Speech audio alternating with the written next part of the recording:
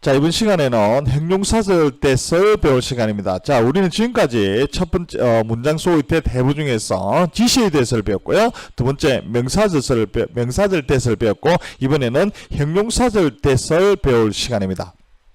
자, 형용사는요, 형용사하면 무조건 명사 수식 나와야 됩니다. 명사하면 주목보가 나와야 되는 것처럼요. 그래서 형용사는 명사를 수식하기 위해서 태어난 몸인데, 주어와 동사를 포함해서 긴 문장이 명사를 수식하는 것을 이 긴 형용사를 우리는 형용사절이라고 했고요.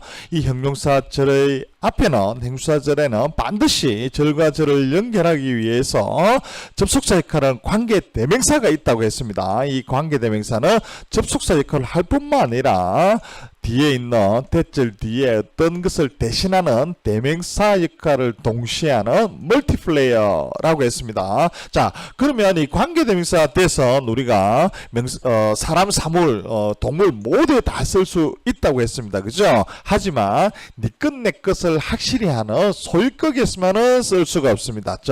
대선 주격과 목적격에 다 쓸 수 있지만 소유격에서만 쓸 수 없다. 이렇게 되는 거죠. 자, 제가 도표로 다시 한번 설명을 해 놓았습니다.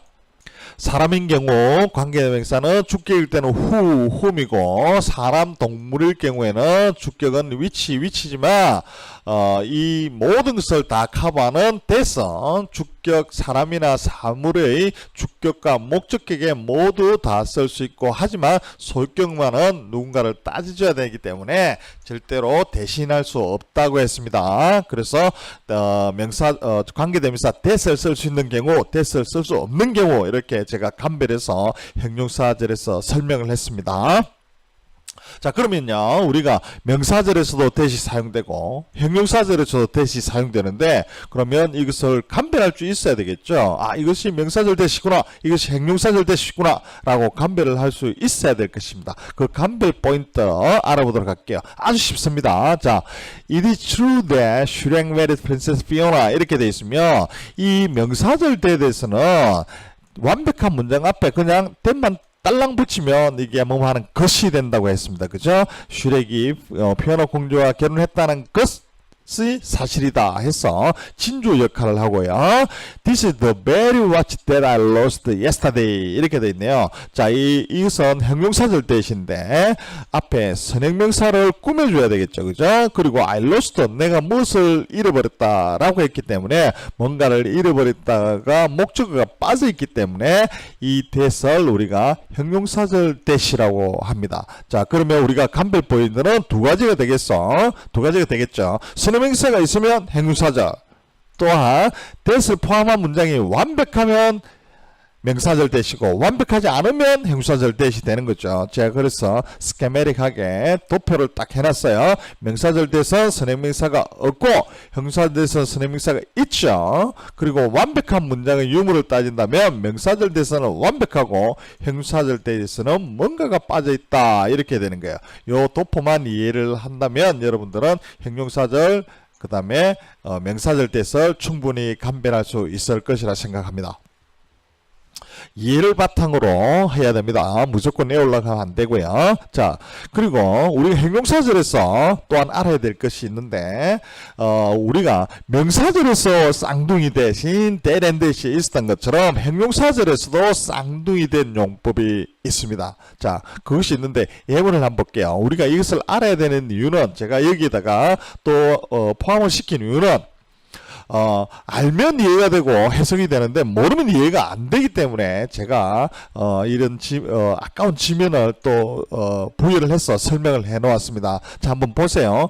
Is there anything that you want which you don't have 이렇게 된 문장이 있을 때, 이 문장이 선행명사 이중수식이라는 것을 모르면 이해하기가 굉장히 어려운 문장이 됩니다. 이 문장은요, is there anything 하고 나서 이 anything을 수식하는 형용사절 that you want, 목적격 관계대명사 that이고요. which you don't have, 못간 which가 또 이렇게 있죠. 이것이 두 개의 형용사절이 하나의 선행명사를 동시에 수식을 하고 있어요. 그래서 네가 원하고 네가 가지지 않은 것들이 있느냐 이렇게 되는 겁니다.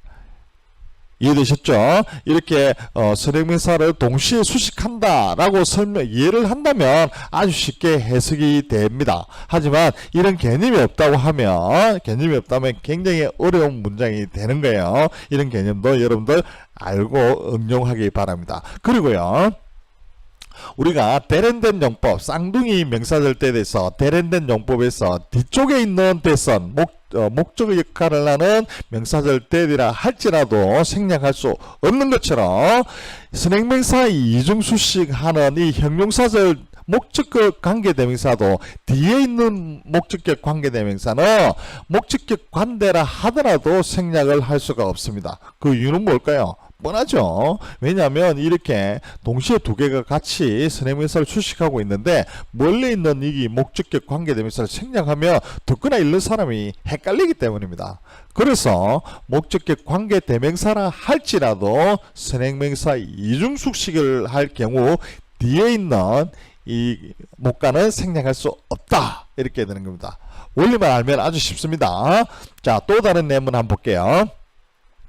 There are a lot of things you can do that are worth doing, 이렇게 나왔네. 자, 여기서도 there are a lot of things가 있고 이 선행명사를요 that you can do 했을 때 목간에 생략돼 있네, 그죠? 목간에 생략된 형용사절 1, 그 다음에 that are worth doing 했을까 할 만할 가치가 있는 것 했죠. 여기서는 주격 관계대명이 있기 때문에 아예 생략할 수가 없습니다. 물론요, 목적격 관계라도 생략을 못하는데 주격은 더 생략 못하겠죠, 그죠? 그래서 네가 할 수 있고 할 만한 가치가 있는 것들이 많이 있다, 이렇게 해야 되는 겁니다. 자, 이런 개념을 가지고 있으니까 해석이 굉장히 쉽고 자연스럽죠. 그리고 여기에 콤마가 물론 있어도 관계는 없습니다. 네가 할 수 있고 할 만한 가치가 있는 것들이 많이 있다, 이렇게 되니까요. 이해되셨죠? 이처럼 선행명사 이중수식 쌍둥이 된 용법은 명사절에도 있고 형용사절에도 있다, 이렇게 알면 됩니다. 자, 형용사절에서 또 마지막으로 또 알아야 될게요. 우리가 반드시 선행명사 뒤에 형용사절이 있다고 했잖아요, 그죠? 그런데요, 선행명사를 두고 이 형용사절이 문장 끝으로 이동해버리는 형용사절인 경우가 있습니다. 아무렇게나 하면 헷갈리겠죠. 하지만 이것도 어려워할 필요 없습니다. 왜냐하면 원칙이 있기 때문이다. 그 원칙만 알면 아무리 선행명사를 두고 멀리 문미로 이동한 형용사절이라 할지라도 우리는 쉽게 찾아낼 수가 있습니다. 자, 예문 한번 볼게요. Sometimes things happen in politics that one is at a loss to explain. 자, 이 문장이 굉장히 어렵죠. 자, 어려운 경우는, 자, sometime는 부사가 있기 때문에, 우리 이렇게, 요거 잘라내야 되겠죠. 가끔, 그러니까, 이거는 잘라내고요. 없는 것이라 생각하고, things happen. 자, 어떤 일들이 일어난대, in politics. 자, 정치에서는 어떤 일들이 일어나는데, 어떤 일인가 하니까, that. One is at a loss to explain. 자, at a loss라는 것은 어쩔 줄 모르고 좀 당하고 뭐 설명이 어려운 뭐 이런 뜻이에요. at a loss 잃어버렸으니까.